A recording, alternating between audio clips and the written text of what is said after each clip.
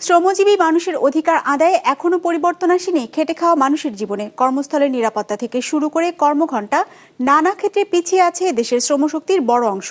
মহান মে দিবসে শ্রমজীবীদের কণ্ঠে শোনা যায় এসব অভিযোগ।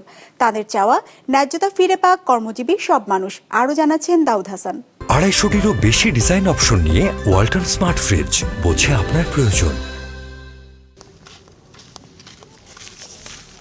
মে দিবসের ছুটি কাটানোর কথা ছিল বালু শ্রমিক আবু বকরের, কিন্তু তাহলে তো আর সংসার চলবে না। তাই আজকের দিনটি বিশেষ কোনো অর্থ বহন করে না তার কাছে। সবকিছুই মুখে করে ফেলি, বাস্তবে খুবই কম, একটু নিম্নতম মজুরি আর কি, কিন্তু ওভার এটা কোনো মজুরি না। কি নারী কি পুরুষ, জীবনের ঘানি টানা এই মানুষগুলোর কাছে যেন কর্মঘণ্টা বলতে কিছুই নেই। নেই শ্রমের যথাযথ মূল্যায়নও। হাড় ভাঙা খাটুনি খেটে কামাই হয় 500 থেকে 1000 কিংবা তারও কম। কেউ তো এসে পাশে খাড়ায় না যে তোমার উপাসনা দেই, তোমার অধিকার ফিরিয়ে দিই। শ্রমিককে কোনো দাম আছে? মজুরি পাই 1000 টাকা পাই, 800 পাই, 600 পাই। কত ঘন্টা কাজ করে? কাজের কোনো শেষ নাই। এই যে সকালে লাগছে, রাত 10টা বাজে, 12টা বাজে, আবার 3টার দিকেও হয়ে যায়। যে শ্রমিক আমরা যে পরিশ্রম করি, যে শ্রম দিই, শ্রমের বিনিময়ে যতটুকু পাওয়া ততটুকু কিছুই পাই না।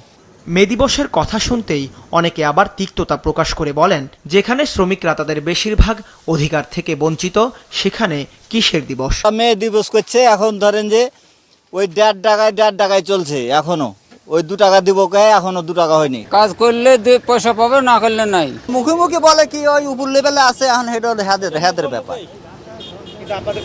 আমাদের পর্যন্ত তো কেউ আসে নাই। এদিকে প্রতি বছরের মতো এবছরও দিবসটি উপলক্ষে বিভিন্ন প্রতিষ্ঠান ও সংগঠন সভা সমাবেশ করে। এ সময় শ্রমিকদের অধিকার নিশ্চিতের দাবি উঠে সংগঠনগুলোর পক্ষ থেকে। সারা বাংলাদেশে 6 কোটি লোক দারিদ্র সীমার নিচে বাস করে, তাদেরকে কর্মসংস্থান করতে হবে। প্রত্যেক শ্রমিককে 25,000 টাকা মজুরি দিতে হবে। মালিকের শ্রমিকদের সম্পর্কটা খুব ভালো হওয়া উচিত। সকালে শ্রম ও কর্মসংস্থান মন্ত্রণালয়ের পক্ষ থেকে রাজধানীতে শোভাযাত্রার আয়োজন করা হয়। রাজধানীর মানিক মিয়া এভিনিউতে র্যালিতে যোগ দেন শ্রম ও কর্মসংস্থান মন্ত্রণালয়ের উপদেষ্টা এম শাখাওয়াত হোসেন। মালিক মজদুর এক না হওয়া পর্যন্ত একটা ভালো পরিবেশ তৈরি হয়, যেটা সরকারের তরফ থেকে আমরা চেষ্টা করছি। আমরা অনেক কিছু চেষ্টা করছি, সব কিছু সফল হবে কিনা আমরা জানি না। আমরা চেষ্টা করছি যে শ্রমিকদের অন্তত ন্যূনতম যা চাহিদা সেটা যাতে সময় মতো পূরণ হয়। ভবিষ্যতে যদি সম্ভব হয় তাহলে শ্রমিকদের আরও কিছু প্রণোদনা দেওয়া। শুধু মুখে আর কাগজে কলমে নয়, পরিবর্তিত বাংলাদেশে শ্রমিকরা বুঝে পাবে তাদের পূর্ণ অধিকার, এমন প্রত্যাশা সবার। দাউদ হাসান, বিজনেস রিপোর্ট, মাছরাঙা টেলিভিশন।